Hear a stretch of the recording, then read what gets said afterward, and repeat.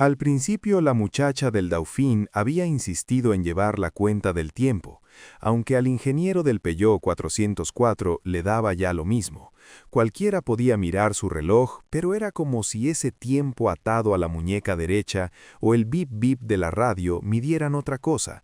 Fuera el tiempo de los que no han hecho la estupidez de querer regresar a París por la autopista del sur un domingo de tarde y, apenas salidos de Fontainebleau, han tenido que ponerse al paso, detenerse, 6 filas a cada lado. Ya se sabe que los domingos la autopista está íntegramente reservada a los que regresan a la capital, poner en marcha el motor, avanzar 3 metros, detenerse, charlar con las 2 monjas del 2HP a la derecha, con la muchacha del Dauphin a la izquierda, mirar por retrovisor al hombre pálido que conduce un Caravelle, envidiar irónicamente la felicidad avícola del matrimonio del Peugeot 203, detrás del Dauphin de la muchacha, que juega con su niñita y hace bromas y come queso, o sufrir de a ratos los desbordes exasperados de los 2 jovencitos del Simca, que precede al Peugeot 404, y hasta bajarse en los altos y explorar sin alejarse mucho, porque nunca se sabe en qué momento los autos de más adelante reanudarán la marcha, y habrá que correr para que los de atrás no inicien la guerra de las bocinas y los insultos, y así llegar a la altura de un Taunus delante del Dauphin de la muchacha, que mira a cada momento la hora, y cambiar unas frases descorazonadas o burlonas con los hombres que viajan con el niño rubio, cuya inmensa diversión en esas precisas circunstancias consiste en hacer correr libremente su autito de juguete sobre los asientos y el reborde posterior del Taunus, o atreverse y avanzar todavía un poco más, puesto que no parece que los autos de adelante vayan a reanudar la marcha, y contemplar con alguna lástima al matrimonio de ancianos en el ID Citroën, que parece una gigantesca bañadera violeta donde sobrenadan los 2 viejitos, él descansando los antebrazos en el volante con un aire de paciente fatiga, ella mordisqueando una manzana con más aplicación que ganas. A la cuarta vez de encontrarse con todo eso, de hacer todo eso, el ingeniero había decidido no salir más de su coche, a la espera de que la policía disolviese de alguna manera el embotellamiento. El calor de agosto se sumaba a ese tiempo a ras de neumáticos para que la inmovilidad fuese cada vez más enervante. Todo era olor a gasolina, gritos destemplados de los jovencitos del Simca, brillo del sol rebotando en los cristales y en los bordes cromados, y para colmo, sensación contradictoria del encierro en plena selva de máquinas pensadas para correr. El 404 del ingeniero ocupaba el segundo lugar de la pista de la derecha, contando desde la franja divisoria de las 2 pistas, con lo cual tenía otros 4 autos a su derecha y 7 a su izquierda, aunque de hecho solo pudiera ver distintamente los 8 coches que lo rodeaban y sus ocupantes que ya había detallado hasta cansarse. Había charlado con todos, salvo con los muchachos del Simca que caían antipáticos. Entre trecho y trecho se había discutido la situación en sus menores detalles, y la impresión general era que hasta Corbeil-Essonnes se avanzaría al paso o poco menos, pero que entre Corbeil y Juvisy el ritmo iría acelerándose una vez que los helicópteros y los motociclistas lograran quebrar lo peor del embotellamiento. A nadie le cabía duda de que algún accidente muy grave debía haberse producido en la zona, única explicación de una lentitud tan increíble. Y con eso, el gobierno, el calor, los impuestos, la vialidad, un tópico tras otro, 3 metros, otro lugar común, 5 metros, una frase sentenciosa o una maldición contenida. A las 2 monjitas del 2HP les hubiera convenido tanto llegar a Mille y la Forêt antes de las 8, pues llevaban una cesta de hortalizas para la cocinera. Al matrimonio del Peugeot 203 le importaba sobre todo no perder los juegos televisados de las 9:30. La muchacha del Dauphin le había dicho al ingeniero que le daba lo mismo llegar más tarde a París, pero que se quejaba por principio, porque le parecía un atropello someter a millares de personas a un régimen de caravana de camellos. En esas últimas horas, debían ser casi las 5, pero el calor los hostigaba insoportablemente, habían avanzado unos 50 metros a juicio del ingeniero, aunque uno de los hombres del Taunus que se había acercado a charlar, llevando de la mano al niño con su autito, mostró irónicamente la copa de un plátano solitario, y la muchacha del Dauphin recordó que ese plátano, si no era un castaño, había estado en la misma línea que su auto durante tanto tiempo que ya ni valía la pena mirar el reloj pulsera para perderse en cálculos inútiles. No atardecía nunca. La vibración del sol sobre la pista y las carrocerías dilataba el vértigo hasta la náusea. Los anteojos negros, los pañuelos con agua de colonia en la cabeza, los recursos improvisados para protegerse, para evitar un reflejo chirriante o las bocanadas de los caños de escape a cada avance, se organizaban y perfeccionaban. Eran objeto de comunicación y comentario. El ingeniero bajó otra vez para estirar las piernas. Cambió unas palabras con la pareja de aire campesino del Ariane que precedía al 2HP de las monjas. Detrás del 2HP había un Volkswagen con un soldado y una muchacha que parecían recién casados. La tercera fila hacia el exterior dejaba de interesarle porque hubiera tenido que alejarse peligrosamente del 404. Veía colores, formas, Mercedes-Benz, ID, 4R, Lancia, Skoda, Morris Minor, el catálogo completo. A la izquierda, sobre la pista opuesta, se tendía otra maleza inalcanzable de Renault, Anglia, Peugeot, Porsche, Volvo. Era tan monótono que al final, después de charlar con los dos hombres del Taunus y de intentar sin éxito un cambio de impresiones con el solitario conductor del Caravelle, no quedaba nada mejor que volver al 404 y reanudar la misma conversación sobre la hora, las distancias y el cine con la muchacha del Dauphin. A veces llegaba un extranjero, alguien que se deslizaba entre los autos viniendo desde el otro lado de la pista o desde las filas exteriores de la derecha y que traía alguna noticia probablemente falsa, repetida de auto en auto a lo largo de calientes kilómetros. El extranjero saboreaba el éxito de sus novedades, los golpes de las portezuelas cuando los pasajeros se precipitaban para comentar lo sucedido, pero al cabo de un rato se oía alguna bocina o el arranque de un motor, y el extranjero salía corriendo, se lo veía zigzaguear entre los autos para reintegrarse al suyo y no quedar expuesto a la justa cólera de los demás. A lo largo de la tarde se había sabido así del choque de un Floride contra un 2HP cerca de Corbeil, 3 muertos y un niño herido, el doble choque de un Fiat 1500 contra un furgón Renault que había aplastado un Austin lleno de turistas ingleses, el vuelco de un autocar de Orly colmado de pasajeros procedentes del avión de Copenhague. El ingeniero estaba seguro de que todo o casi todo era falso, aunque algo grave debía haber ocurrido cerca de Corbeil e incluso en las proximidades de París para que la circulación se hubiera paralizado hasta ese punto. Los campesinos del Ariane, que tenían una granja del lado de Monterreau y conocían bien la región, contaban con otro domingo en que el tránsito había estado detenido durante 5 horas, pero ese tiempo empezaba a parecer casi nimio ahora que el sol, acostándose hacia la izquierda de la ruta, volcaba en cada auto una última avalancha de jalea anaranjada que hacía hervir los metales y ofuscaba la vista, sin que jamás una copa de árbol desapareciera del todo a la espalda, sin que otra sombra, apenas entrevista a la distancia, se acercara como para poder sentir de verdad que la columna se estaba moviendo aunque fuera apenas, aunque hubiera que detenerse y arrancar y bruscamente clavar el freno y no salir nunca de la primera velocidad, del desencanto insultante de pasar una vez más de la primera al punto muerto, freno de pie, freno de mano, stop, y así otra vez, y otra vez, y otra. En algún momento, harto de inacción, el ingeniero se había decidido a aprovechar un alto especialmente interminable para recorrer las filas de la izquierda, y dejando a su espalda el Dauphin, había encontrado un DKW, otro 2HP, un Fiat 600, y se había detenido junto a un De Soto para cambiar impresiones con el azorado turista de Washington que no entendía casi el francés, pero que tenía que estar a las 8 en la Place de l'Opéra sin falta. You understand, my wife will be awfully anxious, damn it.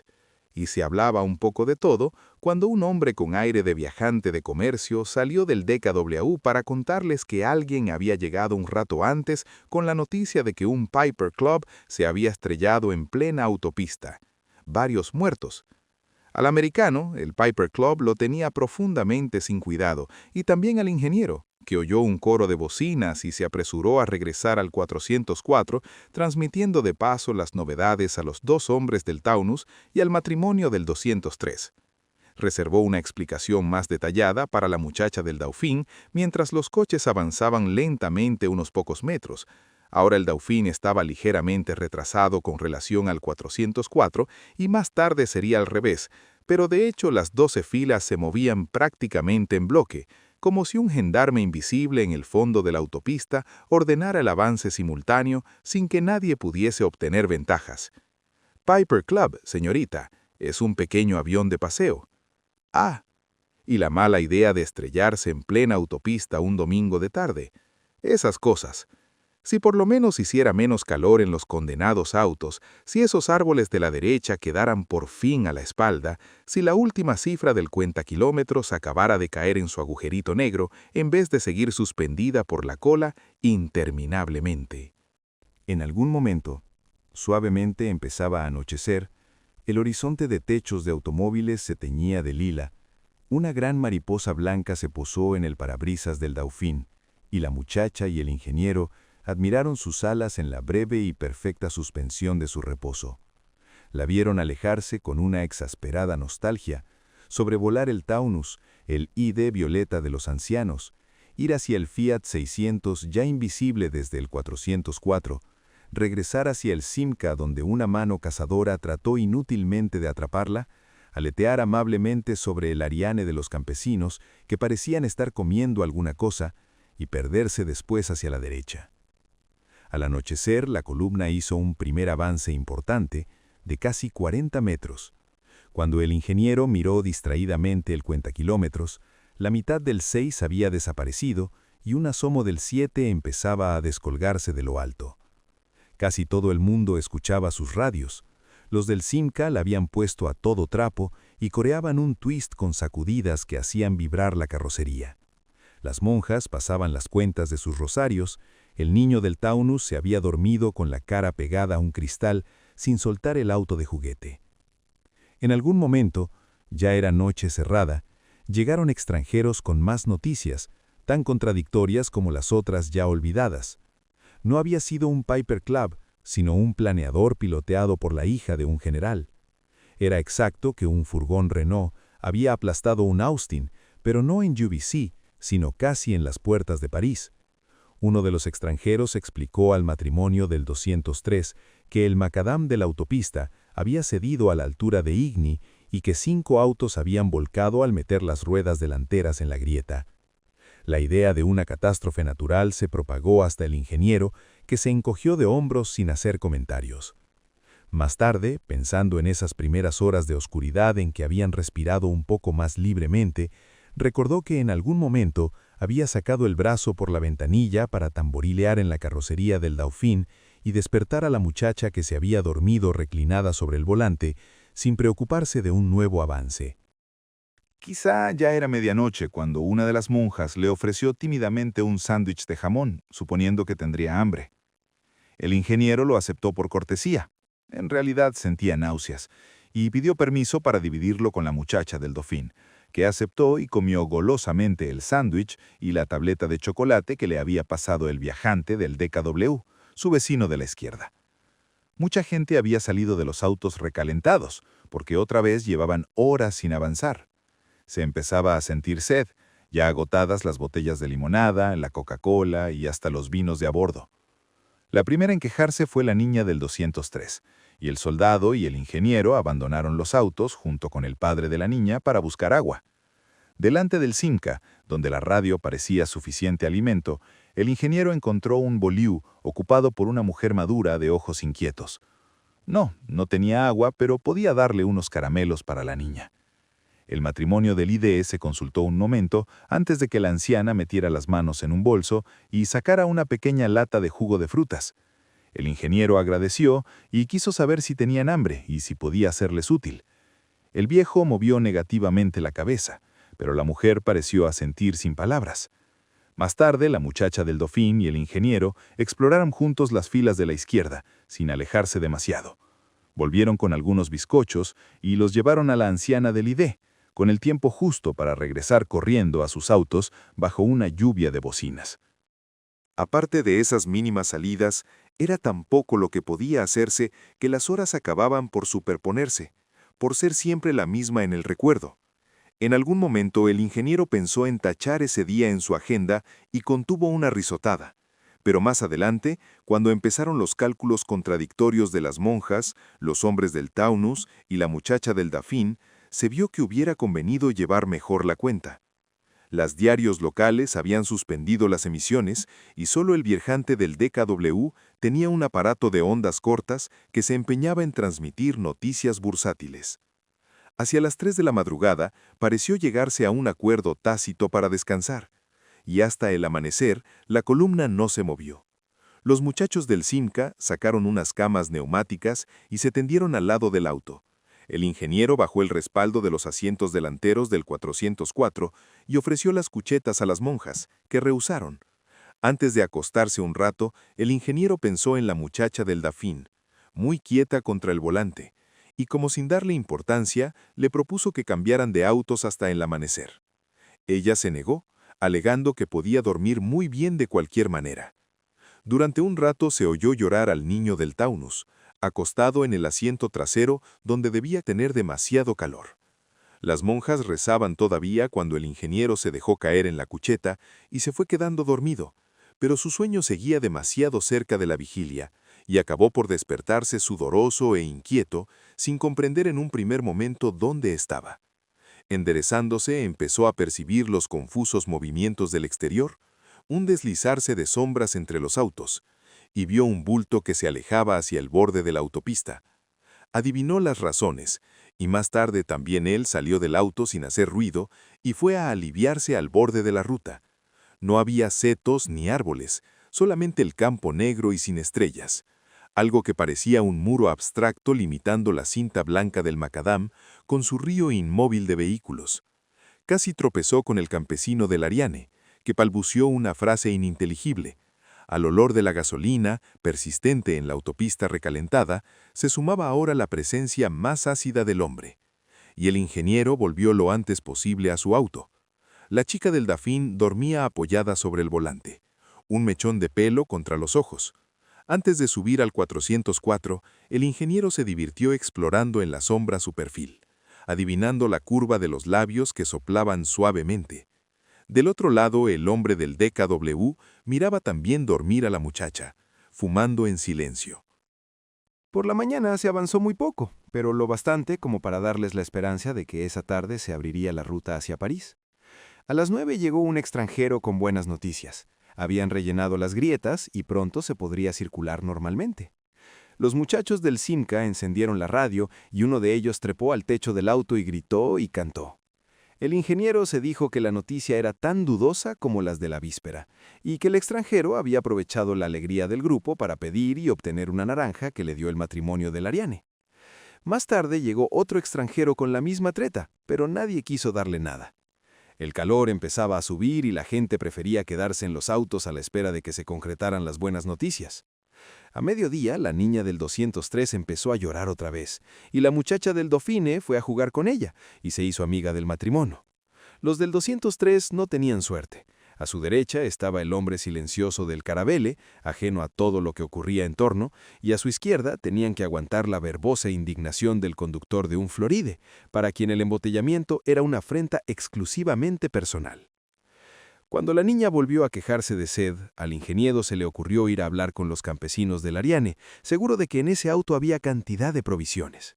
Para su sorpresa, los campesinos se mostraron muy amables, comprendían que en una situación semejante era necesario ayudarse, y pensaban que si alguien se encargaba de dirigir el grupo, la mujer hacía un gesto circular con la mano, abarcando la docena de autos que los rodeaba, no se pasarían apreturas hasta llegar a Paría.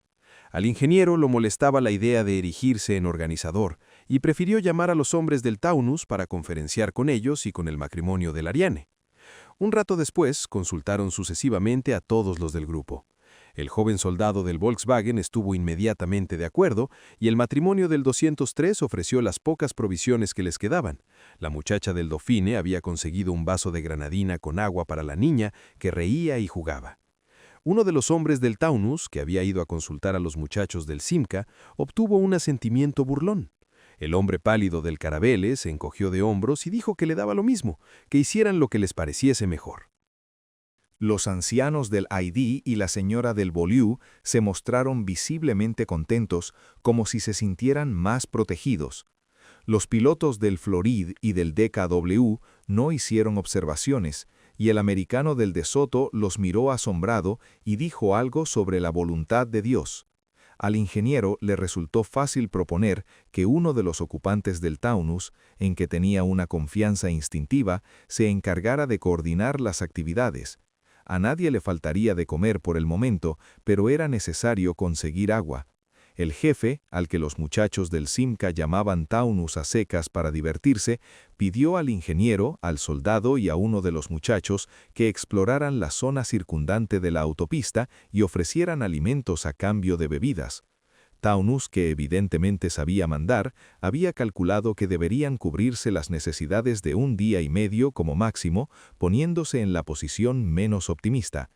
En el 2HP de las monjas y en el Ariane de los campesinos había provisiones suficientes para ese tiempo, y si los exploradores volvían con agua, el problema quedaría resuelto. Pero solamente el soldado regresó con una cantimplora llena, cuyo dueño exigía en cambio comida para 2 personas. El ingeniero no encontró a nadie que pudiera ofrecer agua, pero el viaje le sirvió para advertir que más allá de su grupo se estaban constituyendo otras células con problemas semejantes. En un momento dado, el ocupante de un Alfa Romeo se negó a hablar con él del asunto y le dijo que se dirigiera al representante de su grupo, 5 autos atrás en la misma fila. Más tarde vieron volver al muchacho del Simca que no había podido conseguir agua, pero Taunus calculó que ya tenían bastante para los 2 niños, la anciana del ID y el resto de las mujeres.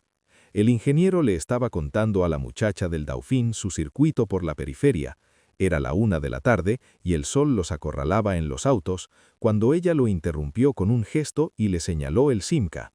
En 2 saltos, el ingeniero llegó hasta el auto y sujetó por el codo a uno de los muchachos que se repantigaba en su asiento para beber a grandes tragos de la cantimplora que había traído escondida en la chaqueta. A su gesto iracundo, el ingeniero respondió aumentando la presión en el brazo. El otro muchacho bajó del auto y se tiró sobre el ingeniero, que dio 2 pasos atrás y lo esperó casi con lástima.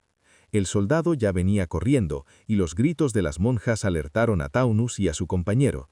Taunus escuchó lo sucedido, se acercó al muchacho de la botella y le dio un par de bofetadas. El muchacho gritó y protestó, lloriqueando, mientras el otro rezongaba sin atreverse a intervenir. El ingeniero le quitó la botella y se la alcanzó a Taunus. Empezaban a sonar bocinas y cada cual regresó a su auto, por lo demás inútilmente, puesto que la columna avanzó apenas 5 metros. A la hora de la siesta, bajo un sol todavía más duro que la víspera, una de las monjas se quitó la toca y su compañera le mojó las sienes con agua de colonia. Las mujeres improvisaban de a poco sus actividades samaritanas, yendo de un auto a otro, ocupándose de los niños para que los hombres estuvieran más libres. Nadie se quejaba, pero el buen humor era forzado. Se basaba siempre en los mismos juegos de palabras, en un escepticismo de buen tono. Para el ingeniero y la muchacha del Dauphin, sentirse sudorosos y sucios era la vejación más grande. Lo enternecía casi la rotunda indiferencia del matrimonio de campesinos al olor que les brotaba de las axilas cada vez que venían a charlar con ellos o a repetir alguna noticia de último momento. Hacia el atardecer, el ingeniero miró casualmente por el retrovisor y encontró como siempre la cara pálida y de rasgos tensos del hombre del Caravelle, que al igual que el gordo piloto del Floride, se había mantenido ajeno a todas las actividades. Le pareció que sus facciones se habían afilado todavía más, y se preguntó si no estaría enfermo. Pero después, cuando al ir a charlar con el soldado y su mujer tuvo ocasión de mirarlo desde más cerca, se dijo que ese hombre no estaba enfermo. Era otra cosa, una separación, por darle algún nombre. El soldado del Volkswagen le contó más tarde que a su mujer le daba miedo ese hombre silencioso que no se apartaba jamás del volante y que parecía dormir despierto. Nacían hipótesis, se creaba un folclore para luchar contra la inacción. Los niños del Taunus y el 203 se habían hecho amigos, y se habían peleado, y luego se habían reconciliado. Sus padres se visitaban, y la muchacha del Dauphin iba cada tanto a ver cómo se sentían la anciana del ID y la señora del Beaulieu. Cuando al atardecer soplaron bruscamente unas ráfagas tormentosas y el sol se perdió entre las nubes que se alzaban al oeste, la gente se alegró pensando que iba a refrescar. Cayeron algunas gotas, coincidiendo con un avance extraordinario de casi 100 metros. A lo lejos brilló un relámpago y el calor subió todavía más. Había tanta electricidad en la atmósfera que Taunus, con un instinto que el ingeniero admiró sin comentarios, dejó al grupo en paz hasta la noche, como si temiera los efectos del cansancio y el calor. A las 8, las mujeres se encargaron de distribuir las provisiones. Se había decidido que el Ariane de los campesinos sería el almacén general y que el 2 HP de las monjas serviría de depósito suplementario.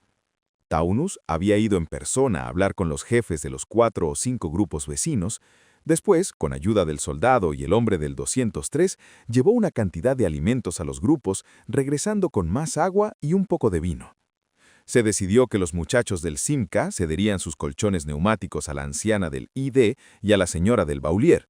La muchacha del Dauphin les llevó 2 mantas escocesas y el ingeniero ofreció su coche, que llamaba burlonamente el vagón Lit, a quienes lo necesitaran. Para su sorpresa, la muchacha del Dauphin aceptó el ofrecimiento y esa noche compartió las cuchetas el 404 con una de las monjas. La otra fue a dormir al 203 junto a la niña y su madre, mientras el marido pasaba la noche sobre el macadam envuelto en una frazada. El ingeniero no tenía sueño y jugó a los dados con Taunus y su amigo. En algún momento se les agregó el campesino del Ariane y hablaron de política, bebiendo unos tragos del aguardiente que el campesino había entregado a Taunus esa mañana. La noche no fue mala, había refrescado y brillaban algunas estrellas entre las nubes. Hacia el amanecer los ganó el sueño, esa necesidad de estar a cubierto que nacía con la grisalla del alba. Mientras Taunus dormía junto al niño en el asiento trasero, su amigo y el ingeniero descansaron un rato en la delantera. Entre 2 imágenes de sueño, el ingeniero creyó oír gritos a la distancia y vio un resplandor indistinto. El jefe de otro grupo vino a decirles que 30 autos más adelante había habido un principio de incendio en un estafet, provocado por alguien que había querido hervir clandestinamente unas legumbres. Taunus bromeó sobre lo sucedido mientras iba de auto en auto para ver cómo habían pasado todos la noche, pero a nadie se le escapó lo que quería decir. Esa mañana la columna empezó a moverse muy temprano y hubo que correr y agitarse para recuperar los colchones y las mantas, pero como en todas partes debía estar sucediendo lo mismo, nadie se impacientaba ni hacía sonar las bocinas. A mediodía habían avanzado más de 50 metros y empezaba a divisarse la sombra de un bosque a la derecha de la ruta. Se envidiaba la suerte de los que en ese momento podían ir hasta la banquina y aprovechar la frescura de la sombra. Quizá había un arroyo o un grifo de agua potable. La muchacha del Dauphin cerró los ojos y pensó en una ducha cayéndole por el cuello y la espalda, corriéndole por las piernas. El ingeniero, que la miraba de reojo, vio 2 lágrimas que le resbalaban por las mejillas. Taunus, que acababa de adelantarse hasta el ID, vino a buscar a las mujeres más jóvenes para que atendieran a la anciana que no se sentía bien.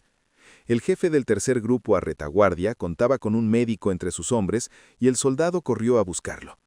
Al ingeniero, que había seguido con irónica benevolencia los esfuerzos de los muchachitos del Simca para hacerse perdonar su travesura, entendió que era el momento de darle su oportunidad.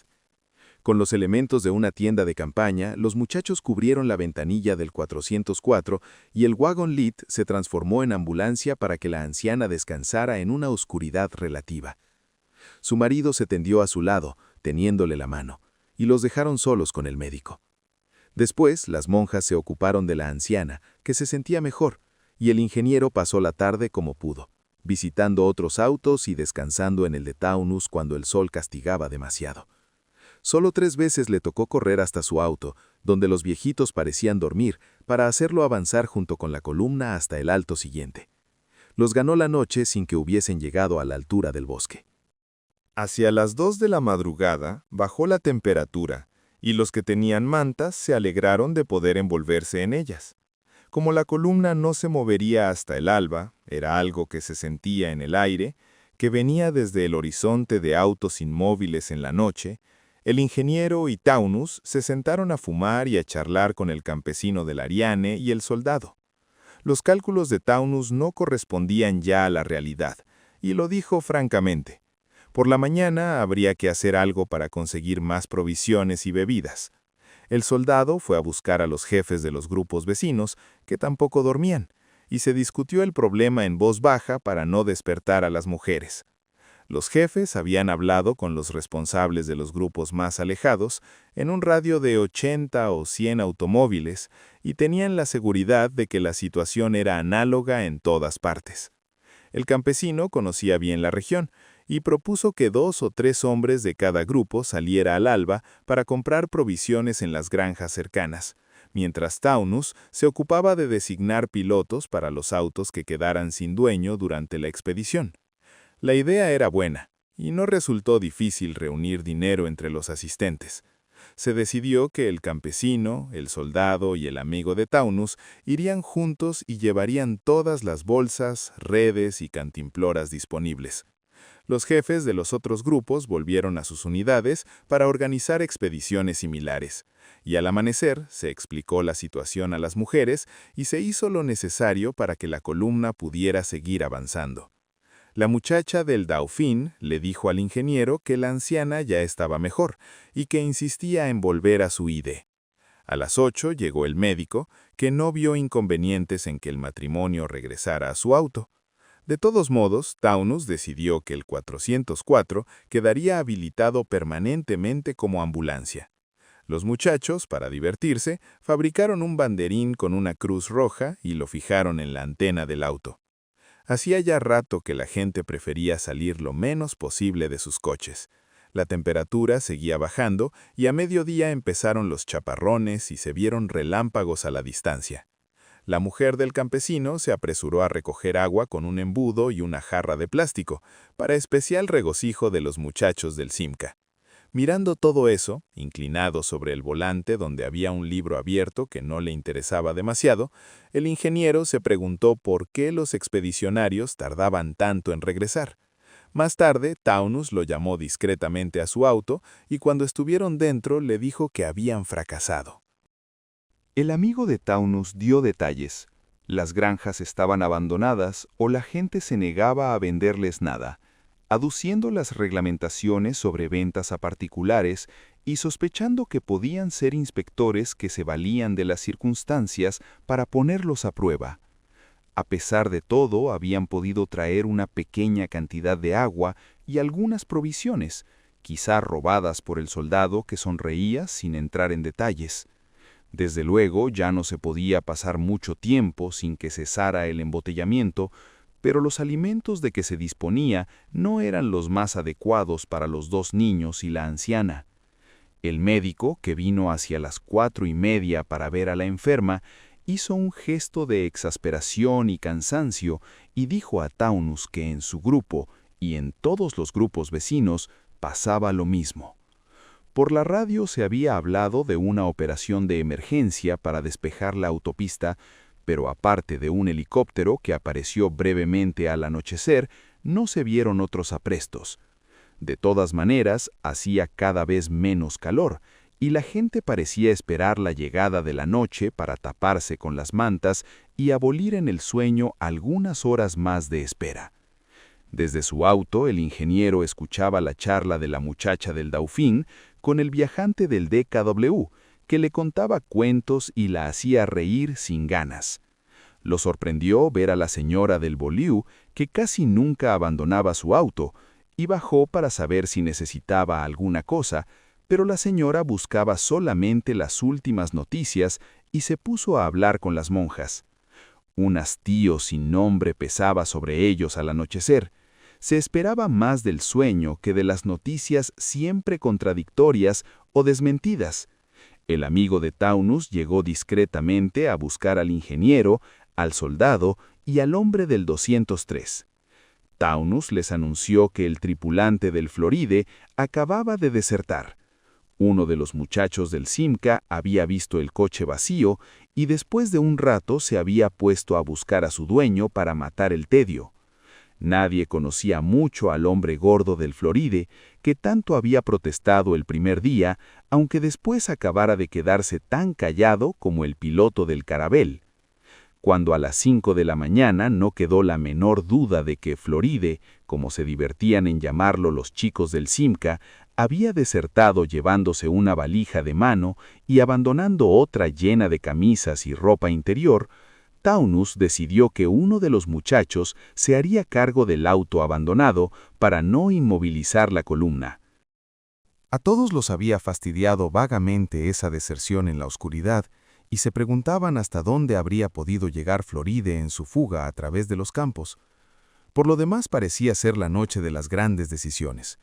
Tendido en su cucheta del 404, el ingeniero le pareció oír un quejido, pero pensó que el soldado y su mujer serían responsables de algo que, después de todo, resultaba comprensible en plena noche y en esas circunstancias. Después lo pensó mejor y levantó la lona que cubría la ventanilla trasera. A la luz de unas pocas estrellas, vio a 1,5 metros el eterno parabrisas del Caravelle y detrás, como pegada al vidrio y un poco ladeada, la cara convulsa del hombre. Sin hacer ruido salió por el lado izquierdo para no despertar a las monjas y se acercó al Caravelle. Después buscó a Taunus y el soldado corrió a prevenir al médico. Desde luego el hombre se había suicidado tomando algún veneno. Las líneas a lápiz en la agenda bastaban, y la carta dirigida a una tal Yvette, alguien que lo había abandonado en Vierzon. Por suerte la costumbre de dormir en los autos estaba bien establecida. Las noches eran ya tan frías que a nadie se le hubiera ocurrido quedarse fuera, y a pocos les preocupaba que otros anduvieran entre los coches y se deslizaran hacia los bordes de la autopista para aliviarse. Taunus llamó a un consejo de guerra, y el médico estuvo de acuerdo con su propuesta. Dejar el cadáver al borde de la autopista significaba someter a los que venían más atrás a una sorpresa por lo menos penosa. Llevarlo más lejos, en pleno campo, podía provocar la violenta repulsa de los lugareños, que la noche anterior habían amenazado y golpeado a un muchacho de otro grupo que buscaba de comer. El campesino del Ariane y el viajante del DKW tenían lo necesario para cerrar herméticamente el portaequipajes del Caravelle. Cuando empezaban su trabajo, se les agregó la muchacha del Dauphin, que se colgó temblando del brazo del ingeniero. Él le explicó en voz baja lo que acababa de ocurrir y la devolvió a su auto, ya más tranquila. Taunus y sus hombres habían metido el cuerpo en el portaequipajes y el viajante trabajó con scotch tape y tubos de cola líquida a la luz de la linterna del soldado. Como la mujer del 203 sabía conducir, Taunus resolvió que su marido se haría cargo del Caravelle que quedaba a la derecha del 203. Así, por la mañana, la niña del 203 descubrió que su papá tenía otro auto y jugó horas y horas a pasar de uno a otro y a instalar parte de sus juguetes en el Caravelle. Por primera vez el frío se hacía sentir en pleno día y nadie pensaba en quitarse las chaquetas. La muchacha del Dauphin y las monjas hicieron el inventario de los abrigos disponibles en el grupo. Había unos pocos pulóveres que aparecían por casualidad en los autos o en alguna valija, mantas, alguna gabardina o abrigo ligero. Otra vez volvía a faltar el agua, y Taunus envió a 3 de sus hombres, entre ellos el ingeniero, para que trataran de establecer contacto con los lugareños. Sin que pudiera saberse por qué, la resistencia exterior era total. Bastaba salir del límite de la autopista para que desde cualquier sitio llovieran piedras. En plena noche, alguien tiró una guadaña que golpeó el techo del DKW y cayó al lado del Dauphin. El viajante se puso muy pálido y no se movió de su auto. Pero el americano del De Soto, que no formaba parte del grupo de Taunus, pero que todos apreciaban por su buen humor y sus risotadas, vino a la carrera y después de revolear la guadaña, la devolvió campo afuera con todas sus fuerzas, maldiciendo a gritos. Sin embargo, Taunus no creía que conviniera ahondar la hostilidad. Quizás fuese todavía posible hacer una salida en busca de agua. Ya nadie llevaba la cuenta de lo que se había avanzado ese día o esos días. La muchacha del Dauphin creía que entre 80 y 200 metros. El ingeniero era menos optimista, pero se divertía en prolongar y complicar los cálculos con su vecina, interesado de a ratos en quitarle la compañía del viajante del DKW que le hacía la corte a su manera profesional.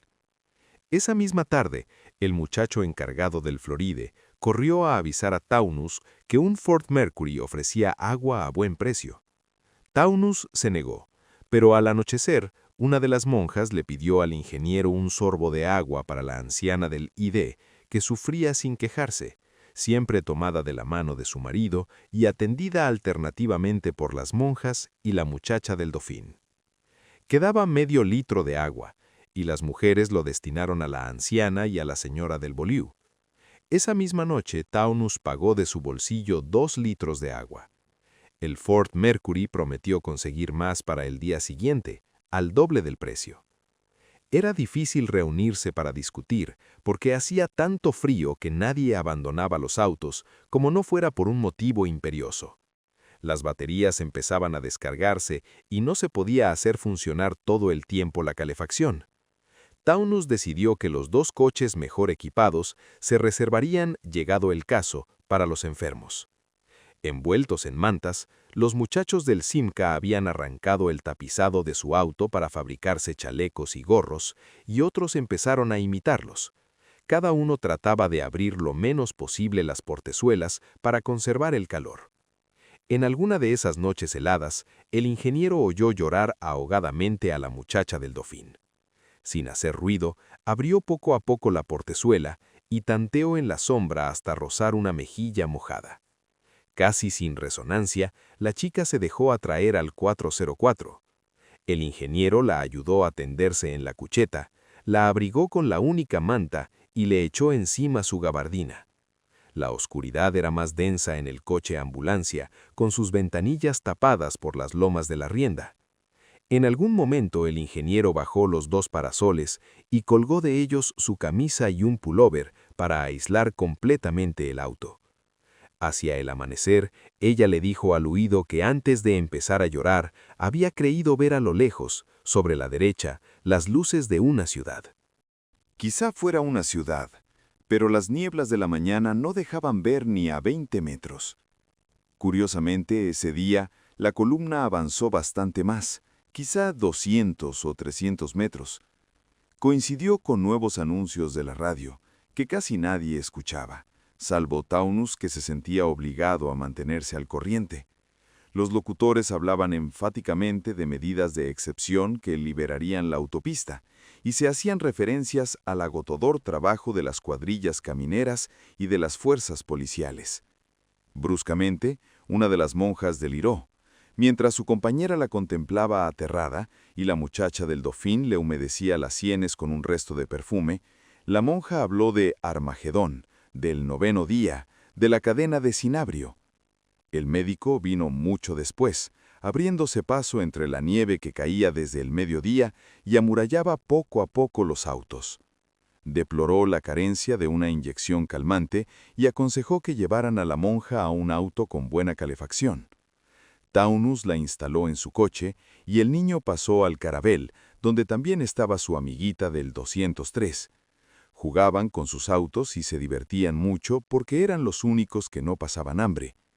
Todo ese día y los siguientes nevó casi de continuo, y cuando la columna avanzaba unos metros, había que despejar con medios improvisados las masas de nieve amontonadas entre los autos. A nadie se le hubiera ocurrido asombrarse por la forma en que se obtenían las provisiones y el agua. Lo único que podía hacer Taunus era administrar los fondos comunes y tratar de sacar el mejor partido posible de algunos trueques. El Ford Mercury y un Porsche venían cada noche a traficar con las vituallas. Taunus y el ingeniero se encargaban de distribuirlas de acuerdo con el estado físico de cada uno. Increíblemente, la anciana del ID sobrevivía, perdida en un sopor que las mujeres se cuidaban de disipar. La señora del Beaulieu, que unos días antes había sufrido de náuseas y vaídos, se había repuesto con el frío y era de las que más ayudaba a la monja a cuidar a su compañera, siempre débil y un poco extraviada. La mujer del soldado y del 203 se encargaban de los 2 niños. El viajante del DKW, quizá para consolarse de que la ocupante del Dauphin hubiera preferido al ingeniero, pasaba horas contándoles cuentos a los niños. En la noche los grupos ingresaban en otra vida sigilosa y privada. Las portezuelas se abrían silenciosamente para dejar entrar o salir alguna silueta aterida. Nadie miraba a los demás, los ojos tan ciegos como la sombra misma. Bajo mantas sucias, con manos de uñas crecidas, oliendo a encierro y a ropa sin cambiar, algo de felicidad duraba aquí y allá. La muchacha del Dauphin no se había equivocado. A lo lejos brillaba una ciudad y poco y a poco se irían acercando. Por las tardes, el chico del Simca se trepaba al techo de su coche, vigía incorregible envuelto en pedazos de tapizado y estopa verde. Cansado de explorar el horizonte inútil, miraba por milésima vez los autos que lo rodeaban. Con alguna envidia descubría a Dauphin en el auto del 404, una mano acariciando un cuello, el final de un beso. Por pura broma, ahora que había reconquistado la amistad del 404, les gritaba que la columna iba a moverse. Entonces Dauphin tenía que abandonar al 404 y entrar en su auto, pero al rato volvía a pasarse en buscar de calor. Y al muchacho del Simca le hubiera gustado tanto poder traer a su coche a alguna chica de otro grupo, pero no era ni para pensarlo con ese frío y esa hambre, sin contar que el grupo de más adelante estaba en franco tren de hostilidad con el de Taunus, por una historia de un tubo de leche condensada, y salvo las transacciones oficiales con Ford Mercury y con Porsche, no había relación posible con los otros grupos. Entonces el muchacho del Simca suspiraba descontento y volvía a ser de vigía hasta que la nieve y el frío lo obligaban a meterse tiritando en su auto. Pero el frío empezó a ceder, y después de un período de lluvias y vientos que enervaron los ánimos y aumentaron las dificultades de aprovisionamiento, siguieron días frescos y soleados en que ya era posible salir de los autos, visitarse, reanudar relaciones con los grupos de vecinos. Los jefes habían discutido la situación y finalmente se logró hacer la paz con el grupo de más adelante. De la brusca desaparición del Ford Mercury se habló mucho tiempo, sin que nadie supiera lo que había podido ocurrirle, pero Porsche siguió viniendo y controlando el mercado negro. Nunca faltaban del todo el agua o las conservas, aunque los fondos del grupo disminuían, y Taunus y el ingeniero se preguntaban qué ocurriría el día en que no hubiera más dinero para Porsche. Se habló de un golpe de mano, de hacerlo prisionero y exigirle que revelara la fuente de los suministros, pero en esos días la columna había avanzado un buen trecho y los jefes prefirieron seguir esperando y evitar el riesgo de echarlo todo a perder por una decisión violenta. Al ingeniero, que había acabado por ceder a una indiferencia casi agradable, lo sobresaltó por un momento el tímido anuncio de la muchacha del Dauphin, pero después comprendió que no se podía hacer nada para evitarlo, y la idea de tener un hijo de ella acabó por parecerle tan natural como el reparto nocturno de las provisiones o los viajes furtivos hasta el borde de la autopista. Tampoco la muerte de la anciana del ID podía sorprender a nadie. Hubo que trabajar otra vez en plena noche, acompañar y consolar al marido que no se resignaba a entender. Entre dos de los grupos de vanguardia estalló una pelea y Taunus tuvo que oficiar de árbitro y resolver precariamente la diferencia. Todo sucedía en cualquier momento, sin horarios previsibles. Lo más importante empezó cuando ya nadie lo esperaba, y al menos responsable le tocó darse cuenta el primero. Trepado en el techo del Simca, el alegre vigía tuvo la impresión de que el horizonte había cambiado. Era el atardecer.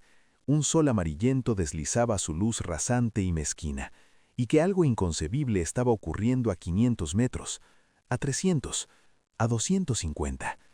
Se lo gritó al 404, y el 404 le dijo algo a Dauphin, que se pasó rápidamente a su auto cuando ya Taunus, el soldado y el campesino venían corriendo, y desde el techo del Simca el muchacho señalaba hacia adelante y repetía interminablemente el anuncio como si quisiera convencerse de que lo que estaba viendo era verdad. Entonces oyeron la conmoción, algo como un pesado pero incontenible movimiento migratorio que despertaba de un interminable sopor y ensayaba sus fuerzas. Taunus les ordenó a gritos que volvieran a sus coches. El Beaulieu, el ID, el Fiat 600 y el de Soto arrancaron con un mismo impulso. Ahora el 2HP, el Taunus, el Simca y el Ariane empezaban a moverse, y el muchacho del Simca, orgulloso de algo que era como su triunfo, se volvía hacia el 404 y agitaba el brazo mientras el 404, el Dauphin, el 2HP de las monjas y el DKW se ponían a su vez en marcha. Pero todo estaba en saber cuánto iba a durar eso. El 404 se lo preguntó casi por rutina mientras se mantenía a la par de Dauphin y le sonreía para darle ánimo.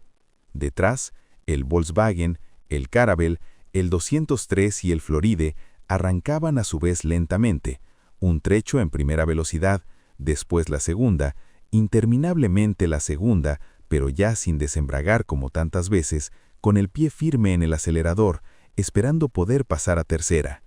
Estirando el brazo izquierdo, el 404 buscó la mano de Dauphin, rozó apenas la punta de sus dedos, vio en su cara una sonrisa de incrédula esperanza y pensó que iban a llegar a París, y que se bañarían, que irían juntos a cualquier lado, a su casa o a la de ella, a bañarse, a comer, a bañarse interminablemente y a comer y beber, y que después habría muebles, habría un dormitorio con muebles y un cuarto de baño con espuma de jabón para afeitarse de verdad, y retretes, comida, y retretes y sábanas. París era un retrete y 2 sábanas, y el agua caliente por el pecho y las piernas, y una tijera de uñas, y vino blanco. Beberían vino blanco antes de besarse y sentirse oler a lavanda y a colonia, antes de conocerse de verdad a plena luz, entre sábanas limpias, y volver a bañarse por juego, amarse y bañarse, y beber, y entrar en la peluquería, entrar en el baño, acariciar las sábanas y acariciarse entre las sábanas y amarse entre la espuma y la lavanda y los cepillos antes de empezar a pensar en lo que iban a hacer, en el hijo y los problemas y el futuro, y todo eso siempre que no se detuvieran, que la columna continuara, aunque todavía no se pudiese subir a la tercera velocidad, seguir así en segunda, pero seguir. Con los paragolpes rozando el Simca, el 404 se echó atrás en el asiento, sintió aumentar la velocidad, sintió que podía acelerar sin peligro de irse contra el Simca y que el Simca aceleraba sin peligro de chocar contra el Beaulieu, y que detrás venía el Caravelle y que todos aceleraban más y que ya se podía pasar a tercera sin que el motor penara, y la palanca calzó increíblemente en la tercera y la marcha se hizo suave y se aceleró todavía más, y el 404 miró enternecido y deslumbrado a su izquierda, buscando los ojos de Dauphin. Era natural que con tanta aceleración las filas ya no se mantuvieran paralelas. Dauphin se había adelantado casi 1 metro, y el 404 le veía la nuca y apenas el perfil, justamente cuando ella se volvía para mirarlo y hacía un gesto de sorpresa, al ver que el 404 se retrasaba todavía más. Tranquilizándola con una sonrisa, el 404 aceleró bruscamente, pero casi enseguida tuvo que frenar porque estaba a punto de rozar el Simca. Le tocó secamente la bocina, y el muchacho del Simca lo miró por el retrovisor y le hizo un gesto de impotencia, mostrándole con la mano izquierda el Beaulieu pegado a su auto. El Dauphin iba 3 metros más adelante, a la altura del Simca, y la niña del 203, al nivel del 404, agitaba los brazos y le mostraba su muñeca. Una mancha roja a la derecha desconcertó al 404. En vez del 2 HP de las monjas o del Volkswagen del soldado, vio un Chevrolet desconocido, y casi enseguida el Chevrolet se adelantó seguido por un Lancia y por un Renault 8. A su izquierda se le apareaba una ID que empezaba a sacarle ventaja metro a metro, pero antes de que fuera sustituido por un 403, el 404 alcanzó a distinguir todavía en la delantera el 203 que ocultaba ya a Dauphin. El grupo se dislocaba. Ya no existía. Taunus debía de estar a más de 20 metros adelante, seguido de Dauphin. Al mismo tiempo, la tercera fila de la izquierda se atrasaba porque en vez del DKW del viajante, el 404 alcanzaba a ver la parte trasera de un viejo furgón negro, quizá un Citroën o un Peugeot. Los autos corrían en tercera, adelantándose o perdiendo terreno según el ritmo de su fila, y a los lados de la autopista se veían huir los árboles, algunas casas entre las masas de niebla y el anochecer. Después fueron las luces rojas que todos encendían siguiendo el ejemplo de los que iban adelante, la noche que se cerraba bruscamente. De cuando en cuando sonaban bocinas, las agujas de los velocímetros subían cada vez más. Algunas filas corrían a 70 kilómetros, otras a 65, algunas a 60. El 404 había esperado todavía que el avance y el retroceso de las filas le permitiera alcanzar otra vez a Dauphin.